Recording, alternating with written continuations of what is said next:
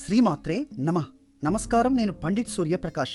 ఈరోజు 20 మే 2026 బుధవారం. వృశ్చిక రాశి వారికి ఒక ప్రత్యేకమైన రోజు. మీ 7వ భావంలో అంటే భాగస్వామ్యాలు మరియు వివాహ జీవితాన్ని సూచించే స్థానంలో సూర్యుడు మరియు బుధుడు కలిసి వృషభ రాశిలో కూర్చొని ఉన్నారు. దీన్ని బుధాదిత్య యోగం అంటారు. ఇది బుద్ధి, వ్యాపార నైపుణ్యం మరియు సంభాషణ శక్తిని పెంచే అద్భుతమైన గ్రహ కలయిక. ఈ యోగం మీ 7వ భావంలో ఏర్పడటం వలన వ్యాపార భాగస్వాములతో లేదా జీవిత భాగస్వామితో ముఖ్యమైన చర్చలు విజయవంతం అవుతాయి.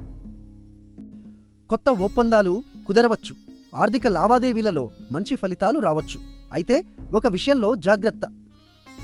బుధవారం బుధుడి రోజు కాబట్టి ఈ యోగం మరింత బలంగా పనిచేస్తుంది. కానీ మాటల్లో అతిగా ఆత్మవిశ్వాసం చూపించకండి.